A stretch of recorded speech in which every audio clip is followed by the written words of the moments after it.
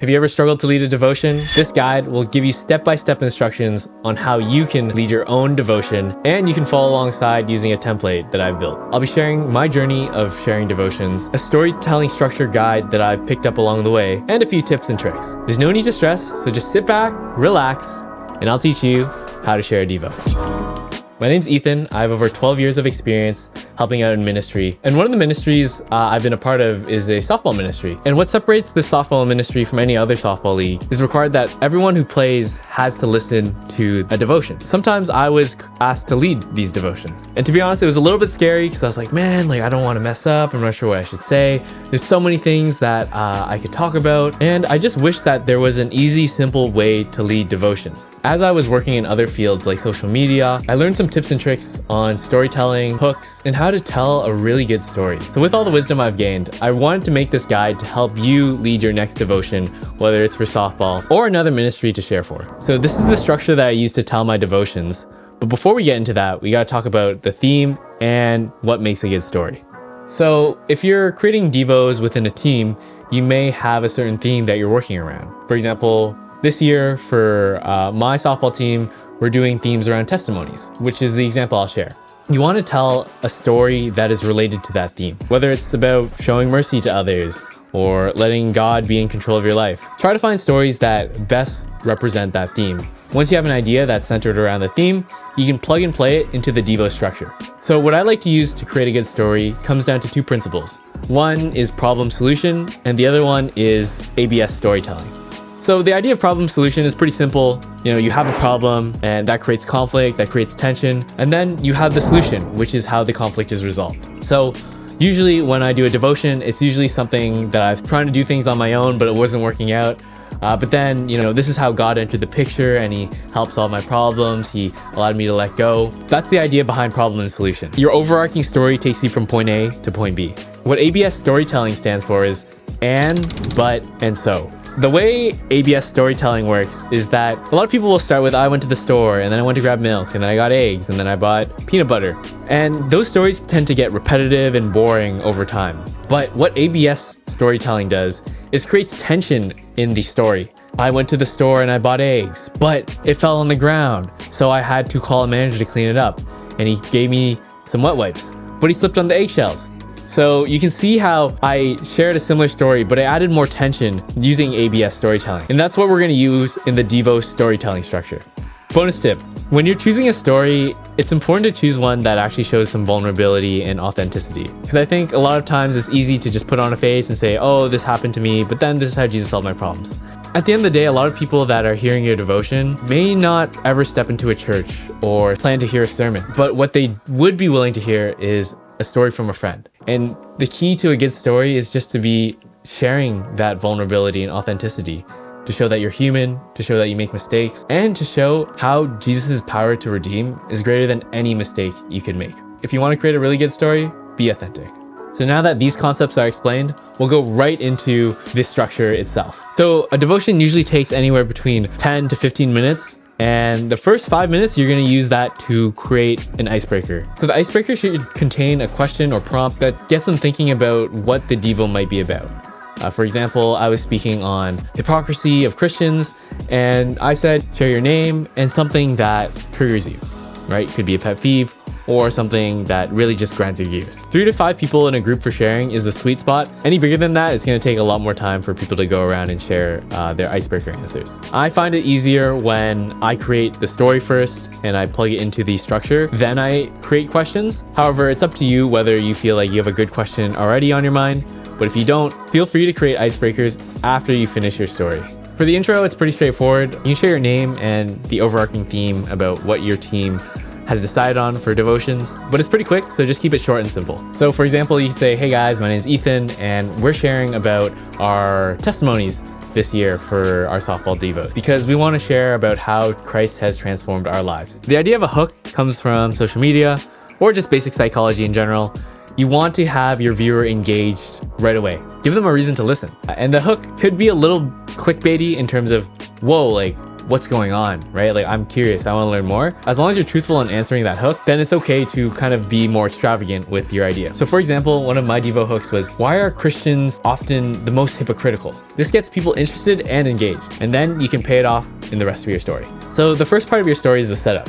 So this is where you're kind of setting the groundwork of where you were at in the story, kind of like the who, what, when, where, why. This is where you can use a lot of ands to articulate and elaborate on the initial premise and context of your story. So for example, this past month we were working on my startup and there was delays and we set a deadline and it kept getting pushed back and back. And I just got more frustrated and upset. This will add context and set the tone for your viewer. Once you have the setup done, you can go right into the conflict. And so this is when you're gonna use words like but, because this is adding tension to the story. And it makes it seem like there's this trial, there's something happening, and that's what makes the story engaging. So in my example, I said, but my co-founder called me out. And this was a huge wake-up call because my co-founder is not Christian at all. So here you can alternate between ands and buts because you're building this conflict in the middle part of the story. You can share about how you strived on your own. What happened when you didn't rely on God, when you didn't look to Jesus, when you relied on your own strength. This is a great way to create conflict because usually this adds more struggle or suffering in your life, which will be resolved as you continue the story.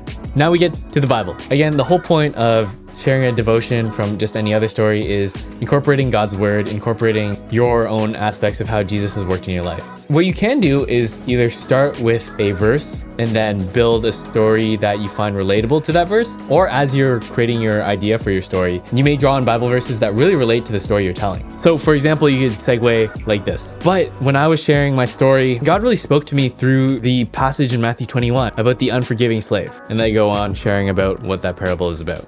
And then I relate it back to me. I was that slave. I was the one who was unforgiving, who was not willing to forgive my team. So the key points about the Bible is finding something that's relatable to your story and how you can learn from that Bible verse or Bible story and how you can bring it back into the original story you were telling in your Devo.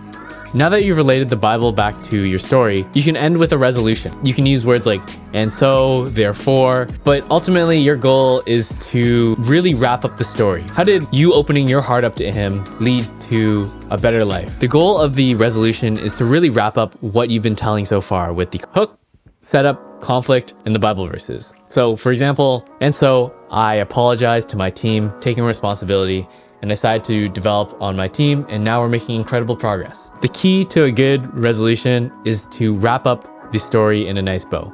And again, not all stories are finished. Maybe you're going through something right now that is unclear how the circumstance will end up, but you can still share about how God has shifted your mindset from really working on maybe your own strength, your own struggles, to focusing back on Him. Call to action. This is where you want to throw it back to them, how they can take what you shared and apply it to their lives. For example, where is God calling you to show mercy and grace with people that you've been holding a grudge against? And for the non-Christians, is there a burden that you feel that is too heavy to bear on your own? Come to Jesus. He can give that to you. This essentially gives people more food for thought as they part ways from your Devo, taking a real life example of yours and seeing how they could apply it to their life with the questions that you ask them. So that's the Devo storytelling structure in a nutshell. Now we'll move into some tips and tricks that have helped me instrumentally in not only creating a Devo, but sharing a great Devo as well. Tip number 1, doing it in pairs. So it can be a little daunting doing it by yourself. Doing it with a partner always makes it feel a lot more comfortable. Plus, Jesus sent the disciples out in pairs. So I think this is a great way, especially if you're just dipping your feet into starting a Devo. However, in terms of using this structure that I shared, you may have to modify things a little differently in case you guys are telling two separate stories, or maybe you have a story that you guys are both intertwined with. Feel free to share that. Just remember to revolve it all around the theme you and your team are working with. Tip 2. Perspective. When you're leading a Devo, it's easy to get in your head and think like, what if I mess up? What if I don't perform well? What if people judge me for the story that I'm telling? At the end of the day, it's not really about you. It's about letting the Spirit use you to testify on your behalf. Regardless of what you end up sharing, God will still use that, but it becomes so much more powerful when we let go of that anxiety, those worries that are ultimately out of our control, and we recognize that we have an opportunity to share the gospel, to share the good news, to share how Jesus has transformed our lives and help encourage others along their journey. Don't worry about failing. Most of the time, devos never go exactly to plan anyways. By recognizing that you're not in control, but God is, you'll have more flexibility and adaptability to whatever comes your way, and you'll have contentment knowing that God will use whatever you say because you have His Spirit testifying on your behalf. All right, number 3.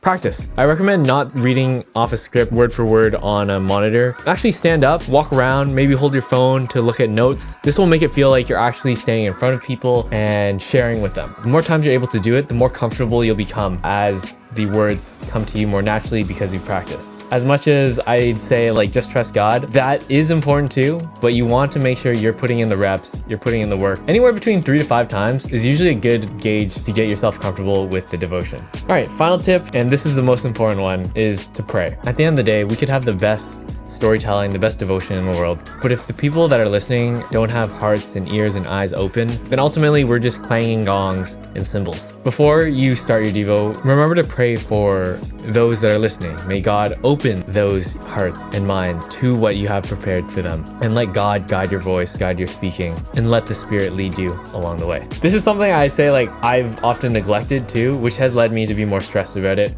But the moment I pray about a lot of these things, these worries that I fear, God just lifts those burdens away from me, and I'm just able to share the good news of Christ through my testimony. And by praying, you'll be able to do that as well. So that wraps up this video. I hope this devotion template will help you create better devos in the process. It's not the only way to lead devos, but I hope this gives you some insight and some perspective on how I create mine, and some tips and tricks along the way that I've learned, which hopefully will help you as well. Feel free to like, subscribe, do all that good stuff.